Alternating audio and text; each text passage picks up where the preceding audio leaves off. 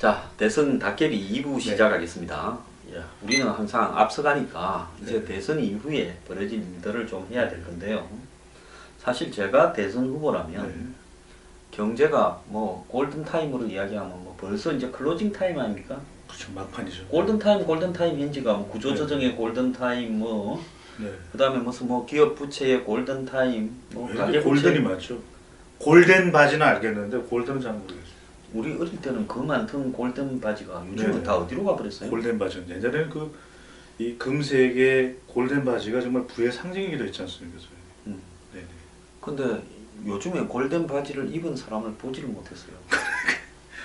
이제는 대세는 또 골든 타임입니다. 골든 바지가 아니고. 그 노동 개혁도 골든 타임. 박 대통령 입만 열면 뭐 골든 타임을 이야기했는데 본인이 무슨 골든 타임 하기 전에 벌써 뭐 아웃 타임이 돼버려 가지고 저래 됐는데 어쨌든 영어 표현을 하는 것도 좀 그런 것 같습니다. 이게 우리가 영어식 이러식 표현을 우리 뉴스 브리핑은 최대한 지양하지 않습니까? 그래서 그런 점에서 우리가 또 앞서가고 있다고 생각이 드는데 골든 타임이라고 보면 최적기다. 그러면 그 시간을 놓치지 말아야 되는데 우리가 정말 너무 우리 사회가 타이밍을 못 잡고 있는 리더십이 되고 있는 건 아닌가, 또 국정 운영이 되고 있는 것 아닌가, 또는 이 사회적 기능을 하고 있는 것 아닌가 좀 한탄스럽고 잠을 못 자겠습니다. 솔직히 이 애들이 소장님 정말 우리가 대선을 이야기하고 있지만 며칠만 지나면 그냥 차기 대통령이가 아니라 그냥 새 대통령입니다. 그냥 대통령인데 앞으로 일주일도 아닙니다. 대통령이 나왔을 때 과연 잠을 잘 이룰 수 있을까요? 지금 국민들이 걱정이 너무 많은데 저는 그 걱정을 지금 누군가가 하고 있는지, 그렇다면은 10일날 대통령이 바로 취임을 해서 바로 대통령 취임 1일부터 시작하는 겁니다. 임기가.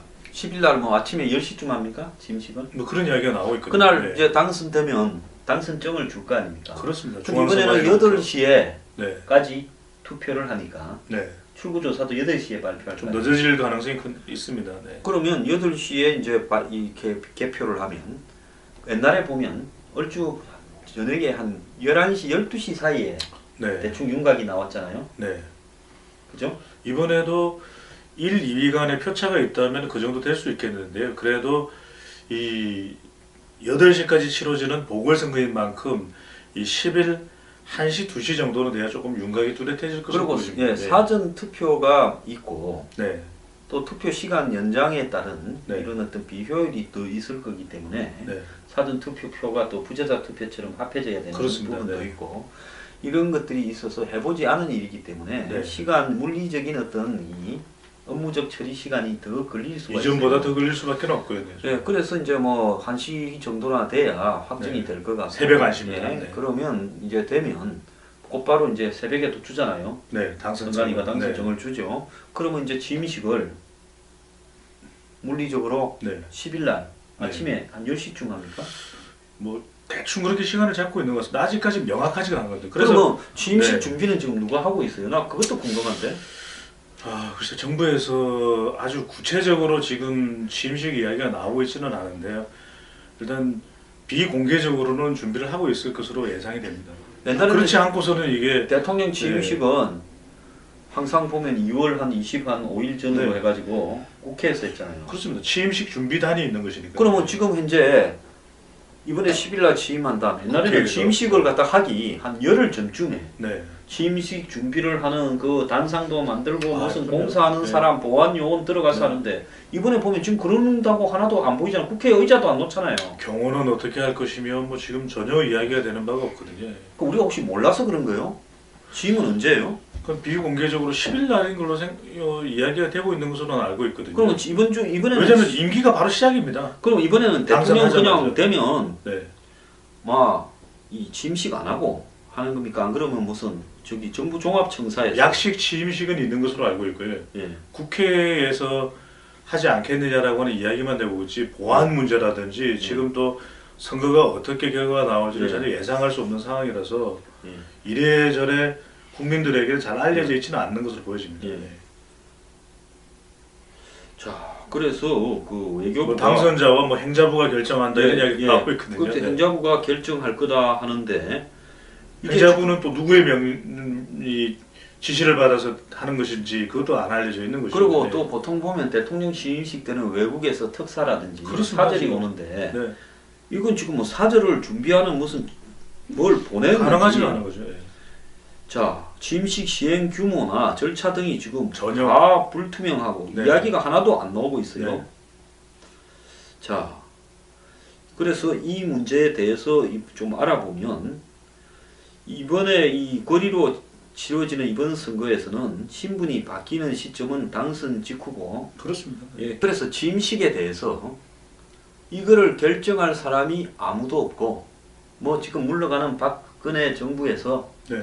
뭔 이해관계가 있다고 뭐 누구 시키지도 않는데 전례가 없거든요. 또 예, 예. 취임식을 준비하고 있는 것 같지도 네. 않고 뭐 하고 싶은 마음이나 있겠습니까? 황대행이요. 너네들끼리 하든가 말든가 이거지 뭐. 그래도 끝까지 뭐 역할과 책임은 다해야 되는 것이니까요. 네. 아니, 그분은 옛날에 무슨 뭐 대선 출마할 때쯤에는 언론에 자주 등장하더니만 네. 요즘은 그냥 의욕이 빠져버리는지 그냥 관심 대중의 관심에서 사라졌다고 예. 했기 때문에 그런 이유가 있을 그래서 텐데. 취임식이 아예 안 열릴 수도 있다. 안철수 후보의 경우에는 당선되면 국회에서 선서만 하고 일을 시작하겠다. 이렇게 이야기한답니다.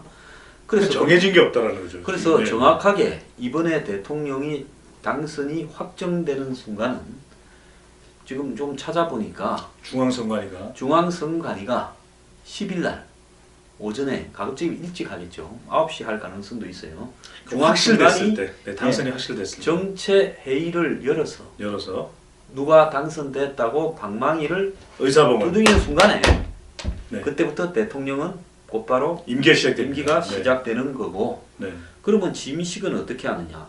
여러 개의 지금 이 예가 나오고 있는데, 하나는 취임 선서만 먼저 하고 하루 이틀 내에 취임식을 약속하게라도 여는 방법. 네. 그렇게 하자면 국회 본회의에서도 열 수도 있을 것 네, 같고, 그럴 것 같습니다. 안 그러면 정부 종합청사에서 네. 공무원들을 앉혀놓고 열 수도 네. 있겠죠.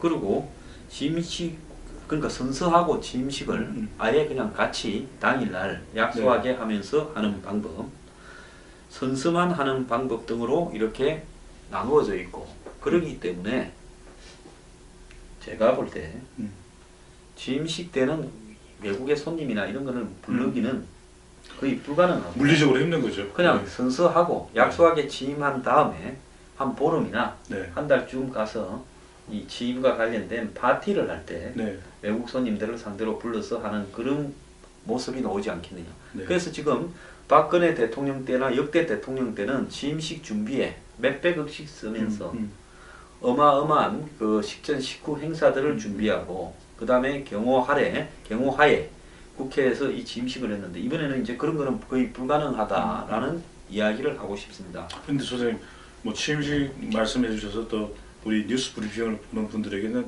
아주 좋은 설명이 됐을 텐데, 저는 더 걱정인 게 이 취임식 이야기가 나오는 것이 이전 선거만 하더라도 대통령이 당선자 신분을 한 2개월을 유지하지 않습니까, 선생님? 그러다 보면 당선자에서 이제는 대통령으로 넘어가는 인수위 신절이고. 예, 준비가 있는데, 지금은 사실상 당선자가 바로 대통령입니다. 뭐 당선될 거라고 생각하는 사람이 있으니까 알아서 준비 다 해놨겠죠. 뭐 자리할 사람들이야 네, 다. 그게 문제가 아니라 더 걱정인 게, 이러다 보면은 지금 여소야대인데 어떻게 국무총리가 임명되고 또 어떻게 이 각 부처의 장차관이겠죠. 장차관이 임명이 되고, 저는 이게 너무 걱정이거든요, 소연님. 지금 보면 황교안 대행과 청와대는 이미 사표를 냈다 그러죠. 그런 저는요? 예, 이야기가 들리고 있습니다. 황 대행도 이제 뭐 사표나 이런 네. 부분들을 전 국무위원도 아마 이 월요일쯤에 다 내지 않겠습니까? 근데 그게 있다고 그럽니다, 선생님. 뭐냐면은 우리 정부에서 이 국무총리를 임명하고 또 장관을 임명하는 데 있어서 국무회의에 의결을 거쳐야 되는데, 그때 국무회의에도 정족수가 있다고 합니다. 그래서 모든 국무위원들이 당장 사퇴를 하게 되면은 차기 정부의 국무총리 그리고 또 국무위원을 임명하는데 상당히 또 이 문제가 발생한다고 하거든요. 그래서 다음 정부가 들어선다고 하더라도 현재의 박근혜 정부의 이 국무위원들을 당장 교체를 하지는 못한다고 하거든요. 아니 그 다 교체하면 공석인 자리에서 국무회의가 없어지면 무슨 절차를 거쳐서 그걸 하겠습니까? 그렇기 때문에 그러니까 사표를 낸다고 집에 가는 게 아니라 사의를 일단 표명을 하겠죠. 부분은 네. 이미 그 황대영을 비롯한 장차관이 네. 새 대통령이 취임하고 직후 곧바로 사표를 내고 1급 이상의 정부 공무원도 사표를 내고 아마 지금 청와대는 전부 사표를 내놨을 거예요. 네. 이렇게 될 거라고 보는데 여기서 이제 중요한 부분은 그냥 당선 이꼴 취임된 새 대통령이 청와대로 가게 되면 일단 청와대에서 일을 해야 될 거 아닙니까? 네. 뭐 청와대를 좋아하든 안 하든 없애든 말든 그건 관계없고 일단 청와대로 가야 될 건데. 당선되는 당일날 바로 가지 않겠습니까? 당선되는 당일이 예, 아마 제가 볼 때 시작되기 당선됐다고 하는 순간에 네. 그냥 유력해가 거의 확정하는 순간에 청와대 경호실은 경호실, 그 당선자한테 갈 거고 네. 아마 당선자는 간단한 세레모니를 한 다음에 청와대로 곧바로 들어갈 가능성이 커요. 왜냐하면 그게 안 되면 네. 정부의 이런 경우에 이 정부의 연속성이 중단되는 부분이 있기 때문에 지금도 아마 법적으로는 예, 대통령 신부는 청와대로 가야 될 겁니다. 예, 청와대로 가고 네. 당일날 아침에 가서 회의를 주재해야 되는데 네. 사표를 낸 한강옥 비서실장이나 수석들이 어쨌든 문재인 후보를 맞아서 네? 네. 뭐 일부 집에 가고 안 온 사람도 있겠지만 네. 일단 청와대에서 업무에 대해서 브리핑을 해야 될 거 아닙니까? 네. 대통령 두 번 한 사람 없잖아요. 네. 그리고 이제 청와대 가서 청와대에서 회의를 잠깐 한 다음에 이제 정부 종합청사 가지 않겠죠. 뭐 청와대 오라면 되겠네. 네. 국무위원들을 다 청와대로 부르겠어요. 그럼 국무회의를 하는데 거기 가는 국무위원은 황교안 대행은 대행에서 또 이제 다시 국무총리로 다시 돌아오고 그 다음에 장관들이 네. 가서 회의를 하겠죠. 네. 그럼 거기서 이제 일괄 사표를 내겠죠. 황 네. 총리가. 네. 마음이 별로 안 좋겠네. 그래서 내면 네. 그리고 황강옥 또 비서실장은 이미 사의를 표했지만 새 대통령한테 또 사표를 내겠죠. 네. 일괄. 그러면 양쪽의 일괄 사표를 청와대와 네. 국무위원회 사표를 가진 채 본인이 이제 그때부터 일을 처리해 갈 거 아닙니까? 네. 그러면 자 첫날 장관을 발표하지는 못할 거예요. 네. 그러려면 미리 준비할 줄 알고 또 욕먹을 거 아닙니까? 아니, 소장님 저는 그걸 여쭤보고 싶은 것이 인수위가 없는 이번 정부에서 그래서 이 모든 후보들은 예비 내각을 발표해야 되지 않겠냐라고 하는 여론도 있었거든요. 그게 맞는데 네. 할 것처럼 이야기하고 뭐 네. 비영남 총리를 한다고 문재인 진영에서 이야기를 하더니만 네. 그걸 발표했을 때 덕보다는 실이 많다고 또 안 한다는 거 아닙니까? 그리고 다른 후보들도 다 그걸 할 것처럼 해놓고는 안 한다는 거예요. 자, 그렇게 돼버리니까 자, 바로 그날 발표를 못 할 겁니다. 네. 그러면 지금 청와대에 들어갈 사람이 수석, 비서관, 그 다음에 또 행정관. 그래서 한 200명, 300명이 될 거예요. 그 다음에 또 1급 이상 다 사표를 쓰겠죠. 그러면 또 장관 임명할 사람, 뭐 차관 이런 건 나중에 이야기고. 네. 그런데 지금 또 정부 직제 개편에 대해서 네. 또 지금 법률을 통과시켜야 될 거 아닙니까? 가령 박근혜 정부에 있었던 부처의 명칭을 바꾼다 또는 뭐 통합을 부처를 한다. 조직을 개편한다. 뭐 국가안전처가 이런 게 네, 생겼는데 네. 뭐 이런 걸 어떻게 할지 뭐 행안부라는 이름을 또 어떻게 할지 뭐 해경조직이라든지 해경조직이 어떻게 할지. 그러면 정부조직법 개정안을 발의해서 한 다음에 해야지. 장관을 누구를 어떤 자리가 남아 있을지 없을지 장관 부서를 모르는 상태에서 네. 장관을 임명을 할 수가 없지 않습니까? 없습니다. 그리고 확정이 안 된 상황에서 장관을 임명하면 나중에 위헌 시비가 걸릴 수 있어요. 네. 위법 시비가. 네. 그러면 이 처음 국무회의를 모아갖고 정신도 못 차리고 사표 갖고 온 사람한테 정부 조직법 개정안을 통과시켜서 하시오. 이러면 이렇게 못 할 거야. 네. 그래서 그렇게 당선된 대통령이 기존에 있는 이 청와대 비서실 그리고 국무위원들을 데리고 정부 조직법 개정안을 이렇게 네. 발표해서 그걸 갖다가 국무회의를 두들긴 다음에 그걸 국회로 넘겨서 국회가 표결을 해줘야 돼요. 그리고 뭐 청문회도 해야 되지 않습니까? 그러니까 일단 국회가 이것부터 네, 청문회는 네. 이거 통과된 다음에 아니, 정부 언제 출범하는 겁니까? 장관 자리가 확정이 돼야 그 다음에 임명을 하지. 그러면 정부 조직법 개정안을 국회에 보내서 네. 국회에서 과반수 이상의 주석의 과반수 이상의 투표를 해야 되는데 자 그러려면 지금 만약에 더불어민주당이 되든 네. 이 홍준표 후보가 되든 각각 120석도 안 돼. 네. 100석 뭐 120석 이랬잖아요. 네. 그럼 안철수가 되면 뭐 38석인가. 네. 근데 소장님 저는 궁금한 게 말씀하신 대로 이렇게 큰 혼란과 준비가 되지 않는데 뭐 당선자나 대통령을 임기 시작하는 사람으로서는 상당히 안타까운 일일 수 있지만 이런 혼란이 있다면 그래도 권한대행을 적어도 뭐 한 40여일이든 50여일이든 최대한 짧게라도 지속을 더해서 인수위를 가동하고 정부를 제대로 출범시키는 게 더 나은 거 아닙니까? 지금 뭐 죽으라고 개고생해서 뭐 개고생도 아니지 이번에 쉽게 되지 뭐 2달도 안 되는 시간 반짝했을 테니까 어차피 촛불 시위 때야 길거리 다녔어야 될 거고 뭐 태극기도 마찬가지겠지만 그래서 이렇게 현행 국무위원과 청와대가 협조를 해서 정부 조직법 개정안을 통과시켜서 그 통과된 법이 이제 국회로 가서 국회에서 통과돼야 되는데 국회에서 이제 한 사람만 되지 나머지는 정파는 다 떨어지잖아요. 근데 어느 정파도 120석 대 이상 의석이 없어요. 그러니까요. 그러면 남은 의석 떨어진 사람들이 잘 해봐. 뭐 협치, 소통, 연정. 니 어떻게 할 건데? 입장부터 밝혀봐. 그거 입장 안 밝히면 통과 안 해준다고 하게 되면 정부 조직법 개정안이 통과가 안 돼요. 국회에서. 네, 이번에 아마 보나 안 보나 쉽게 통과 안 해줄 거라고 보고 있습니다. 이건 큰 혼란도 아닙니까, 선생님? 혼란이지요. 그러면 일단 나중에 하겠다고 하고 현행법대로 하겠다. 정부 조직법 개정안을 하려다가 미룰 가능성이 있어요. 그리고 현행법대로 임명해놓고 자기가 안정이 되었을 때 하려고 하겠죠. 그러면 현행대로 이제 장관을 임명을 할 겁니다. 이것도 아마 시행착오를 할 가능성이 있어요. 그러면 장관을 이제 뭐 한 몇 개입니까? 18개쯤 됩니까? 발표를 해요. 그러면 그 장관직에 대해서 이제 옛날 같으면 발표하기 전에 인사 검증을 할 거 아닙니까? 근데 이번에는 인사 검증하면 최소 일주일은 걸려. 그러니까요. 그 관련 기관에 시키잖아요. 또 인사 검증을 하는 것도 지금 대통령 차기 대통령의 인사가 아니라 기존에 이 박근혜 정부 인사가 검증을 하게 되는 작업을 하게 되는 거 아닙니까? 그래서 그걸 누가 하느냐? 뭐 청와대 정무수석실에서도 할 거고. 사실은 이제 전 정권이 협조해줘서 지금까지는 인수위 시절에 이제 장관 명단을 이렇게 해서 보내면 전 정권의 협조하에 그걸 인사 검증을 해서 이렇게 하죠. 그러니까요. 그때도 보면 인사 검증에 협조하지 않는다라고 해서 트러블도 있고 했었어요.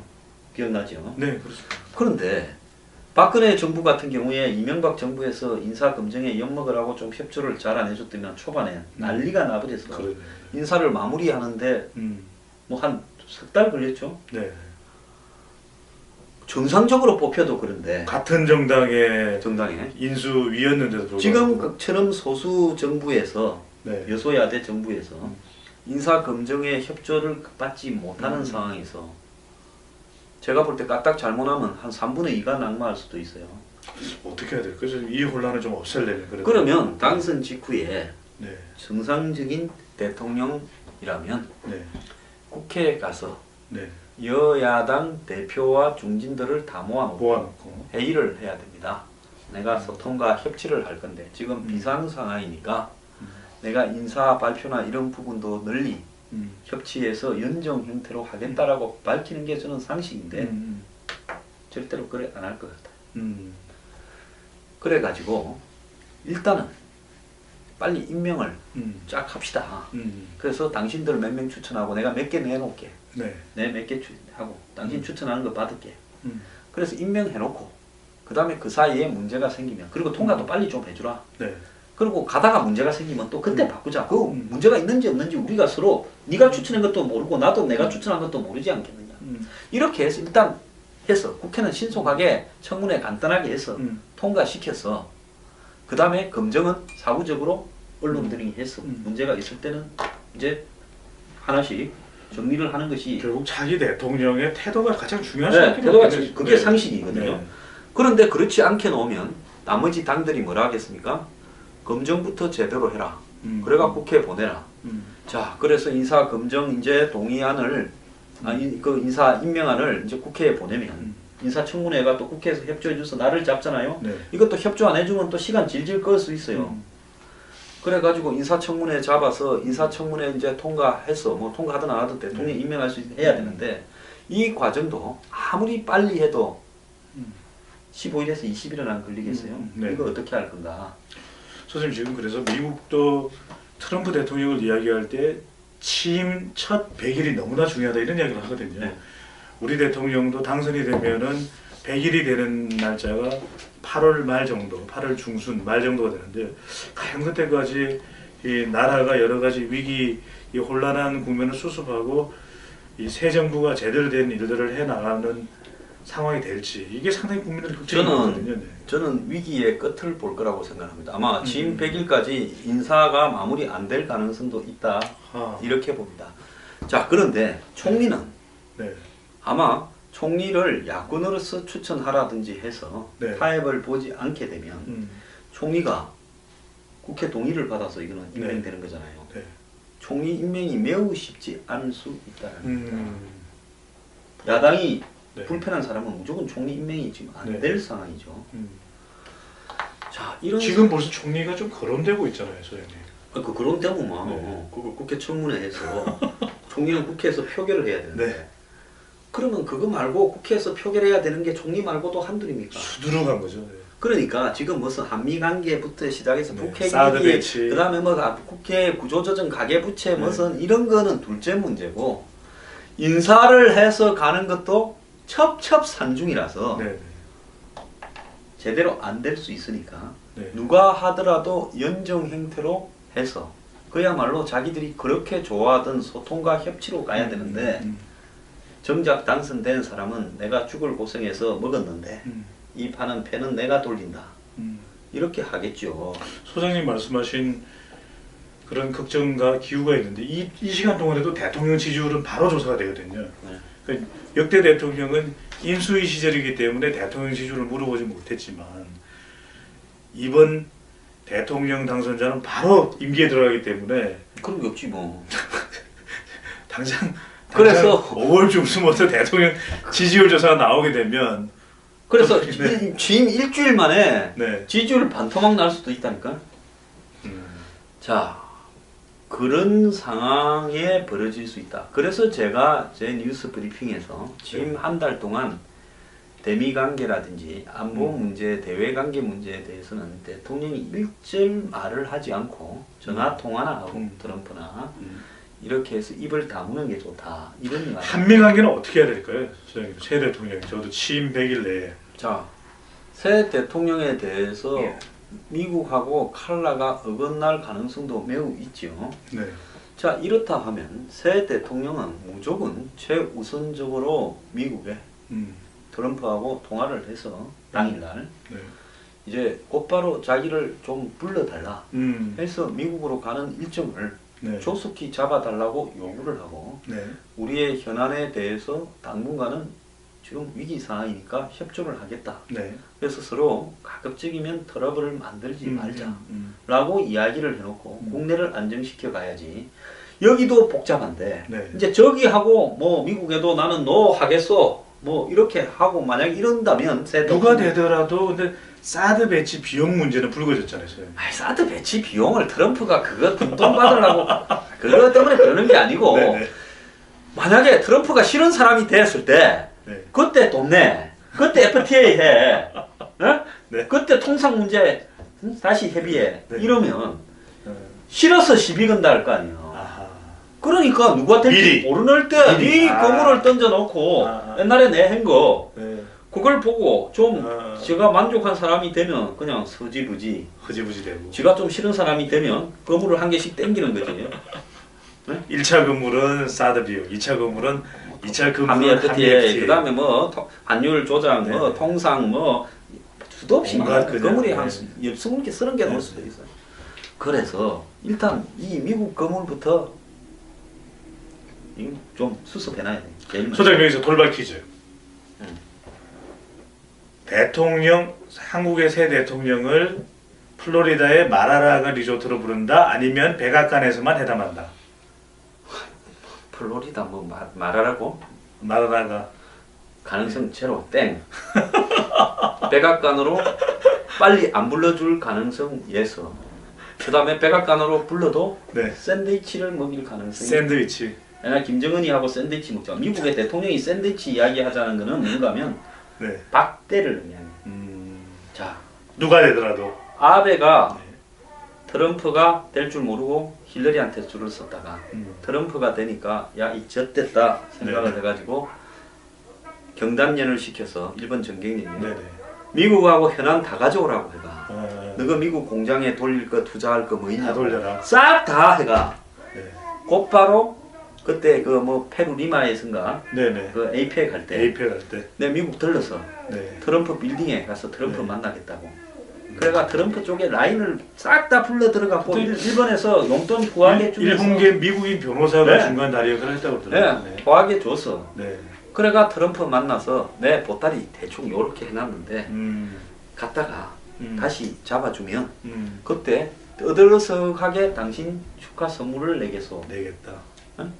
그래갖고 축의금을 두둑하게 내겠다니까 트럼프가 갖고 명단을 쪼고는 그러면 뭐 말하라고 네. 거기로 잡아.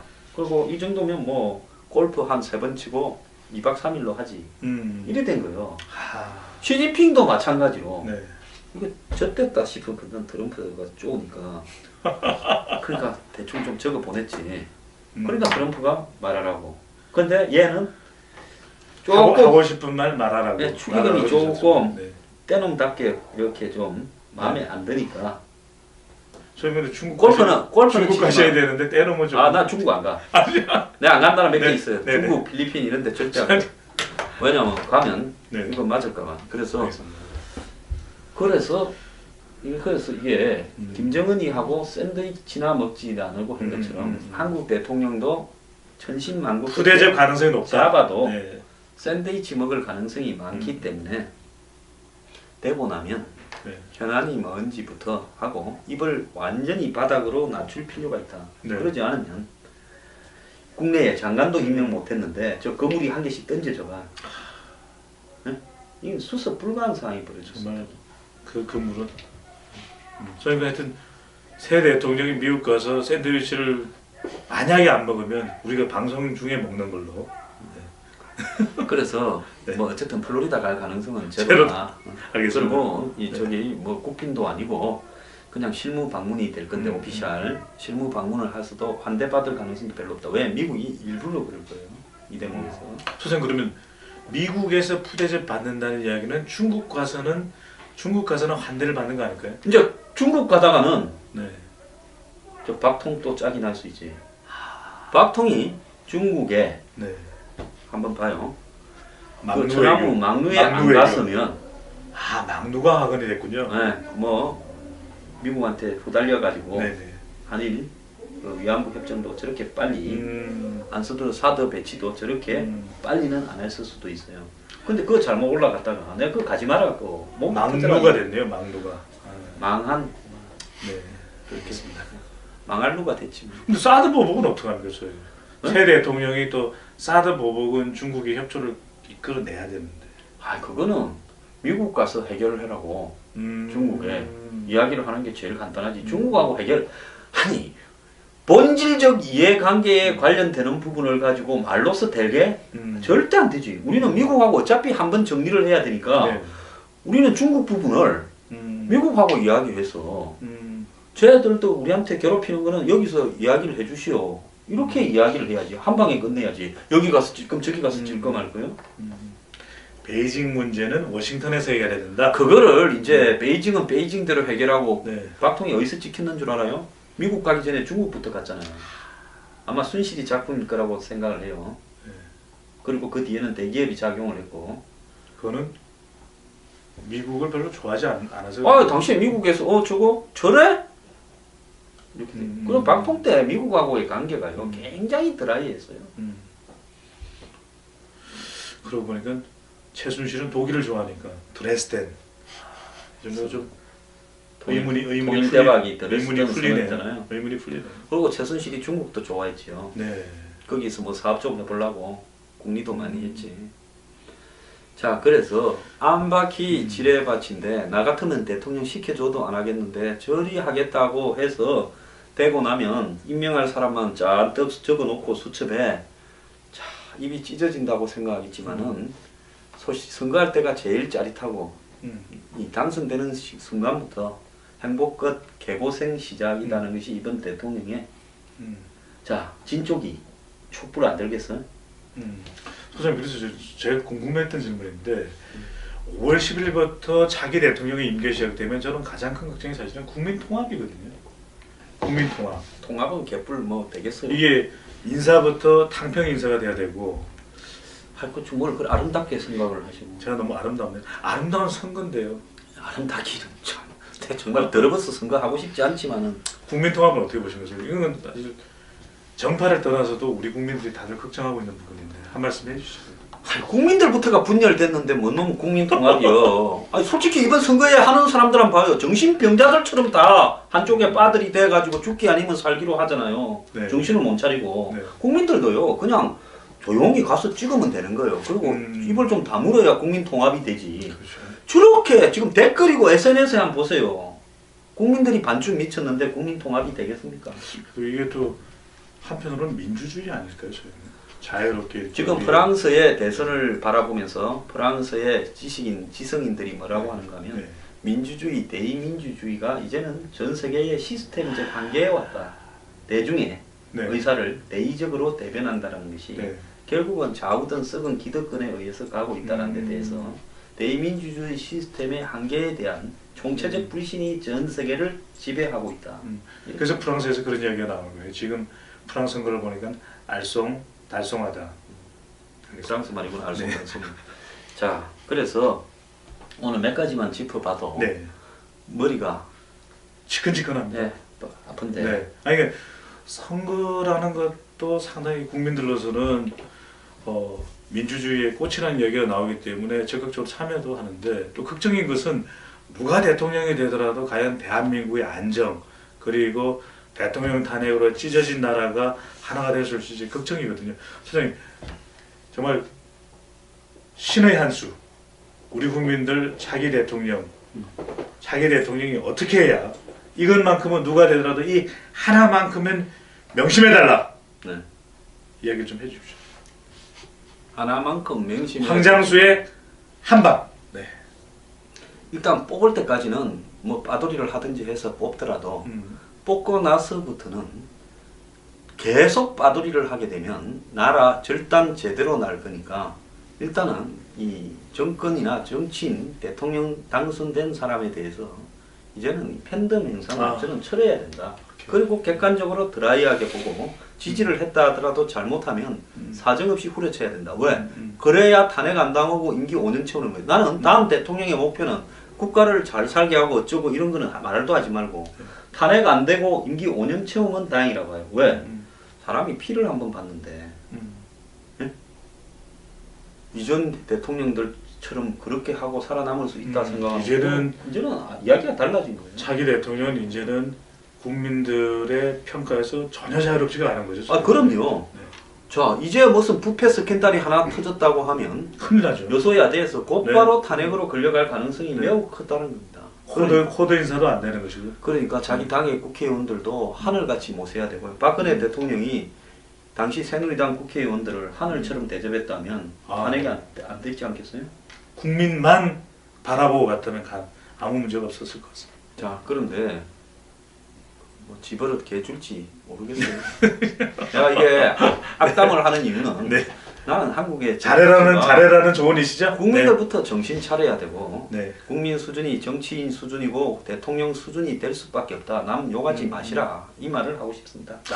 선생님 말씀 들으니까 꼭 이 말씀 드리고 싶은 게 처칠 영국의 명재상의 이야기가 이 한나라의 지도자는 그 국민들의 수준과 같다라고 이야기를 했던 게 기억이 나거든요. 가장 대한민국을 잘 이렇게 세울 수 있는 한 사람에게 투표하고 그 당선자, 대통령은 국민들의 요구에 절대적으로 좀 부응하는 리더가 되어주기를 기도합니다. 정치권 진입하려고 준비를 하고 계시나 말씀을 너무 잘 아닙니다, 소장님. 예. 읽고 있습니다 지금. 네. 자, 오늘 나와주셔서 감사합니다. 네.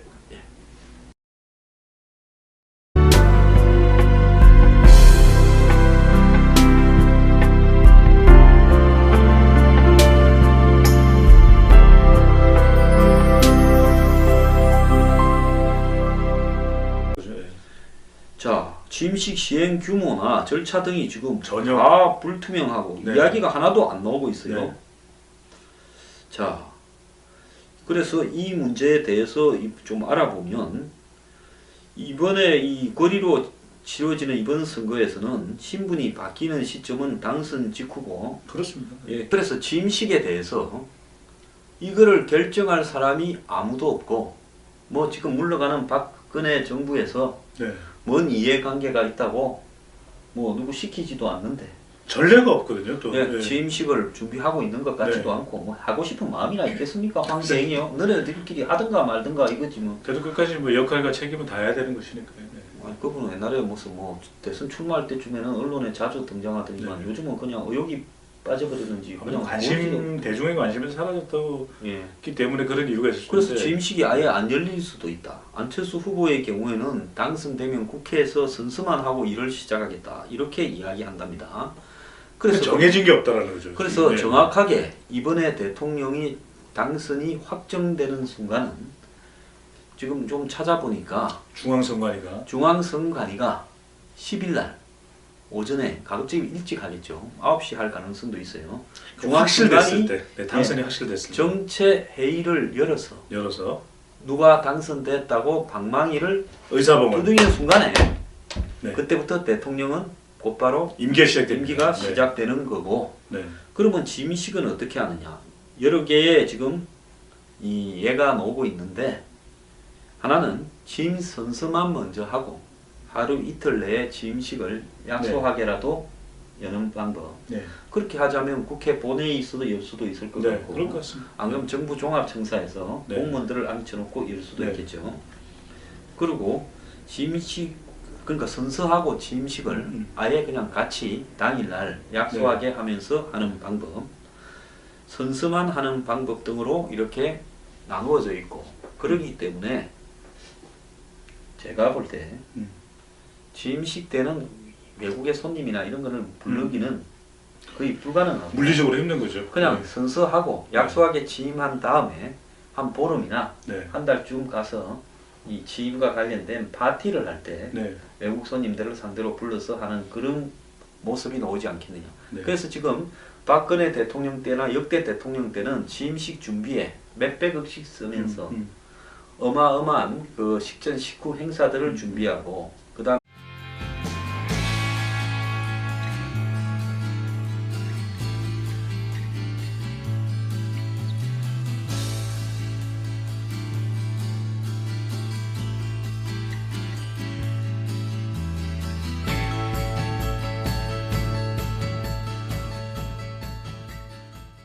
자, 대선 닭개비 2부 시작하겠습니다. 예, 우리는 항상 앞서가니까 이제 네. 대선 이후에 벌어진 일들을 좀 해야 될 건데요. 사실 제가 대선 후보라면 네. 경제가 뭐 골든타임으로 이야기하면 뭐 벌써 이제 클로징 타임 아닙니까? 그렇죠. 막판이죠. 골든타임 현지가 뭐 구조조정의 골든타임 뭐 네. 그다음에 무슨 뭐 기업 부채의 골든타임 뭐 왜 가계 이렇게 골든이 부채 많죠? 골덴 바지는 알겠는데 골든은 잘 모르겠어요. 우리 어릴 때는 그 많던 골든 바지가 요즘은 네. 다 어디로 가버렸어요? 골덴 바지는 예전에는 이 금색의 골덴 바지가 정말 부의 상징이기도 했지 않습니까? 네. 근데 요즘에 골든 바지를 입은 사람을 보지를 못했어요. 이제는 대세는 또 골든 타임입니다. 골덴 바지가 네. 아니고. 그 노동 개혁도 골든 타임. 뭐 네. 박 대통령 입만 열면 뭐 골든 타임을 이야기했는데 본인이 네. 무슨 골든 타임 하기 전에 벌써 뭐 아웃 타임이 돼 버려 가지고 저래 됐는데 너무 또 어쨌거나 영어 표현을 하는 것도 좀 그런 것 같습니다. 이게 우리가 영어식 이런식 표현을 우리 뉴스 브리핑은 최대한 지양하지 않습니까? 네. 그래서 그런 점에서 우리가 또 앞서가고 있다고 생각이 드는데 골든 타임이라고 보면 최적기다. 그러면 그 시간을 놓치지 말아야 되는데 우리가 정말 너무 우리 사회가 타이밍을 못 잡고 있는 리더십이 되고 있는 건 아닌가, 또 국정 운영이 되고 있는 것 아닌가, 또는 이 사회적 기능을 하고 있는 것 아닌가 좀 한탄스럽고 잠을 못 자겠습니다. 솔직히 이 애들이 소장님 정말 우리가 대선을 이야기하고 있지만 며칠만 지나면 그냥 차기 대통령이가 아니라 그냥 새 대통령입니다. 그냥 대통령인데 앞으로 일주일도 아닙니다. 대통령이 나왔을 때 과연 이 잠을 잘 이룰 수 있을까요? 지금 국민들이 걱정이 너무 많은데 저는 그 걱정을 지금 누군가가 하고 있는지, 그렇다면은 10일 날 대통령이 바로 취임을 해서 바로 대통령 취임 1일부터 시작하는 겁니다. 임기가. 10일 날 뭐 아침에 10시쯤 합니까? 취임식은? 뭐 그런 이야기가 나오고 있거든요. 그날 네. 이제 당선되면 당선증을 줄 거 아닙니까? 그렇습니다. 근데 이번에는 8시에까지 네. 투표를 하니까 네. 출구조사도 8시에 발표할 좀 거예요. 늦어질 가능성이 있습니다. 네. 그러면 8시에 이제 개표를 하면, 옛날에 보면 얼추 저녁에 간단한 세레모니를 한 다음에 청와대로 곧바로 들어갈 가능성이 커요. 왜냐하면 그게 안 되면 네. 정부의 이런 경우에 이 정부의 연속성이 중단되는 부분이 있기 때문에 지금도 아마 법적으로는 네. 대통령 신부는 청와대로 가야 될 겁니다. 네, 청와대로 가고 네. 당일날 아침에 가서 회의를 주재해야 되는데 네. 사표를 낸 한강옥 비서실장이나 수석들이 어쨌든 문재인 후보를 맞아서 네? 네.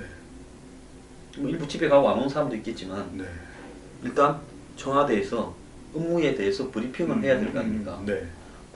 대통령 2번 한 사람 없잖아요. 네. 그리고 이제 청와대 가서 청와대에서 회의를 잠깐 한 다음에 이제 정부 종합청사 가지 않겠죠. 뭐 청와대 오라면 되겠네. 네. 국무위원들을 다 청와대로 부르겠어요. 그럼 국무회의를 하는데 거기 가는 국무위원은 황교안 대행에서 또 이제 다시 국무총리로 다시 돌아오고 그 다음에 장관들이 가서 회의를 하겠죠. 네. 그럼 거기서 이제 일괄 사표를 내겠죠. 황 네. 총리가. 네. 마음이 별로 안 좋겠네. 그래서 내면 네. 그리고 황강옥도 비서실장은 이미 사의를 표했지만 새 대통령한테 또 사표를 내겠죠. 네. 일괄. 그러면 양쪽의 일괄 사표를 청와대와 네. 국무위원회 사표를 가진 채 본인이 이제 그때부터 일을 처리해 갈 거 아닙니까? 네. 네. 그러면 자 첫날 장관을 발표하지는 못할 거예요. 네. 그러려면 미리 준비할 줄 알고 또 욕먹을 거 아닙니까? 아니, 소장님 저는 그걸 여쭤보고 싶은 것이 인수위가 없는 이번 정부에서 그래서 이 모든 후보들은 예비 내각을 발표해야 되지 않겠냐라고 하는 여론도 있었거든요. 그게 맞는데 네. 할 것처럼 이야기하고 뭐 네. 비영남 총리를 한다고 문재인 진영에서 이야기를 하더니만 네. 그걸 발표했을 때 덕보다는 실이 많다고 또 안 한다는 거 아닙니까? 그리고 다른 후보들도 다 그걸 할 것처럼 해놓고는 안 한다는 거예요. 자, 그렇게 돼버리니까 자 바로 그날 발표를 못 할 겁니다. 네. 그러면 지금 청와대에 들어갈 사람이 수석, 비서관, 그 다음에 또 행정관. 그래서 한 200명, 300명이 될 거예요. 그 다음에 또 1급 이상 다 사표를 쓰겠죠. 그러면 또 장관 임명할 사람, 뭐 차관 이런 건 나중에 이야기고. 네. 그런데 지금 또 정부 직제 개편에 대해서 네. 또 지금 법률을 통과시켜야 될 거 아닙니까? 가령 박근혜 정부에 있었던 부처의 명칭을 바꾼다 또는 뭐 통합을 부처를 한다. 조직을 개편한다. 뭐 국가안전처가 이런 게 네, 생겼는데 네, 네. 뭐 이런 걸 어떻게 할지 11시, 12시 사이에 네. 대충 윤곽이 나왔잖아요. 네. 그죠? 이번에도 1, 2위 간의 표차가 있다면 그 정도 될 수 있겠는데요. 그래도 이 8시까지 치러지는 보궐선거인 만큼 이 10일 1시, 2시 정도는 돼야 조금 윤곽이 뚜렷해질 것으로 그리고 보입니다. 예, 사전 투표가 있고 네. 또 투표 시간 연장에 따른 네. 이런 어떤 비효율이 더 있을 거기 때문에 네. 사전 투표표가 또 부재자 투표처럼 합해져야 되는 그렇습니다. 부분도 네. 있고 이런 것들이 있어서 해보지 않은 일이기 때문에 네. 시간 물리적인 어떤 이 업무적 처리 시간이 더 걸릴 수가 있어요. 이전보다 더 걸릴 수밖에 없고요. 예, 그래서 이제 뭐 1시 정도나 돼야 확정이 네. 될 것 같고 새벽 1시입니다. 예, 네. 그러면 이제 되면 곧바로 이제 새벽에도 주잖아요. 네, 선관위가 당선정을 주죠. 그러면 이제 취임식을 물리적으로 네. 10일 날 네. 아침에 한 10시쯤 합니까? 뭐 대충 그렇게 시간을 잡고 있는 것 같습니다. 아직까지 명확하지가 않거든요. 그래서 그러면 취임식 네. 준비는 지금 누가 하고 있어요? 나 그것도 궁금한데. 글쎄 정부에서 아주 구체적으로 지금 취임식 이야기가 나오고 있지는 않은데요. 일단 비공개적으로는 준비를 하고 있을 것으로 예상이 됩니다. 옛날에는 그렇지 않고서는 이게 대통령 취임식은 항상 보면 2월 한 5일 전으로 해가지고 국회에서 했잖아요. 그렇습니다. 취임식 준비단이 있는 것이니까. 그러면 지금 현재 이번에 10일 날 취임한다. 옛날에는 취임식을 갖다 하기 한 열흘 전쯤에 취임식 준비를 하는 그 단상도 만들고 무슨 공사하는 사람 보안 요원 들어가서 하는데 이번에 보면 지금 그런다고 하나도 안 보이잖아요. 국회 의자도 안 놓잖아요. 경호는 어떻게 할 것이며 뭐 지금 전혀 이야기가 되는 바가 없거든요. 우리가 혹시 몰라서 그런 거예요? 취임은 언제예요? 그럼 비공개적으로 10일 날인 걸로 이야기가 되고 있는 것으로는 알고 있거든요. 그럼 이번에는 왜냐면 임기가 바로 시작입니다. 그럼 이번에는 대통령 그냥 되면 네. 막 이 취임식 안 하고 하는 겁니까? 안 그러면 무슨 저기 정부 종합청사에서 약식 취임식은 있는 것으로 알고 있고요. 예. 국회에서 하지 않겠느냐라고 하는 이야기만 되고 있지 보안 문제라든지 지금 또 선거가 어떻게 결과가 나올지를 전혀 예상할 수 없는 상황이라서 이래저래 국민들에게 잘 알려져 있지는 않는 것으로 보여집니다. 자, 그래서 그 외교부가 뭐 당선자와 뭐 행자부가 결정한다 이런 이야기 나오고 있거든요. 그때 행자부가 결정할 거다 하는데 행자부는 또 누구의 지시를 받아서 하는 것인지 그것도 안 알려져 있는 것이죠. 그리고 또 보통 보면 대통령 취임식 때는 외국에서 특사라든지 사절이 오는데 이건 지금 뭐 사절을 준비하는 무슨 뭘 보내는 건지 경호하에 국회에서 이 취임식을 했는데 이번에는 이제 그런 거는 거의 불가능하다라는 이야기를 하고 싶습니다. 그런데 선생님 뭐 취임식 말씀해 주셔서 또 우리 뉴스 브리핑을 보는 분들에게는 아주 좋은 설명이 됐을 텐데 저는 더 걱정인 게 이 취임식 이야기가 나오는 것이 이전 선거만 하더라도 대통령이 당선자 신분을 한 2개월을 유지하지 않습니까, 선생님? 그러다 보면 당선자에서 이제는 대통령으로 넘어가는 준비가 있는데 지금은 사실상 당선자가 바로 대통령입니다.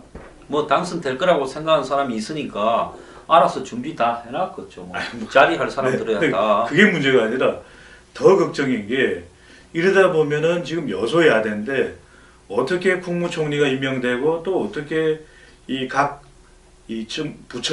부처의 장차관이겠죠. 장차관이 임명이 되고 저는 이게 너무 걱정이거든요, 소연이. 지금 보면 황교안 대행과 청와대는 이미 사표를 냈다 그러죠. 그런 이야기가 들리고 있습니다. 황 대행도 이제 뭐 사표나 이런 부분들을 전 국무위원도 아마 이 월요일쯤에 다 내지 않겠습니까? 근데 그게 있다고 그럽니다, 선생님. 뭐냐면은 우리 정부에서 이 국무총리를 임명하고 또 장관을 임명하는 데 있어서 국무회의에 의결을 거쳐야 되는데 그때 국무회의에도 정족수가 있다고 합니다. 그래서 모든 국무위원들이 당장 사퇴를 하게 되면은 차기 정부의 국무총리 그리고 또 국무위원을 임명하는데 상당히 또 이 문제가 발생한다고 하거든요. 그래서 다음 정부가 들어선다고 하더라도 현재의 박근혜 정부의 이 국무위원들을 당장 교체를 하지는 못한다고 하거든요. 아니 그 다 교체하면 공석인 자리에서 국무회의가 없어지면 무슨 절차를 거쳐서 그걸 하겠습니까? 그렇기 때문에 그러니까 사표를 낸다고 집에 가는 게 아니라 사의를 일단 표명을 하겠죠.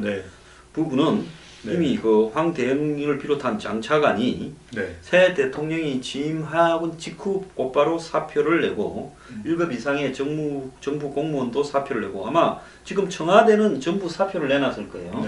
이렇게 될 거라고 보는데 여기서 이제 중요한 부분은 그냥 당선 이꼴 취임된 새 대통령이 청와대로 가게 되면 일단 청와대에서 일을 해야 될 거 아닙니까? 뭐 청와대를 좋아하든 안 하든 없애든 말든 그건 관계없고 일단 청와대로 가야 될 건데 당선되는 당일날 바로 가지 않겠습니까? 당선되는 당일이 아마 제가 볼 때 당선됐다고 하는 순간에 그냥 유력해가 거의 확정하는 순간에 청와대 경호실은 그 당선자한테 갈 거고 아마 당선자는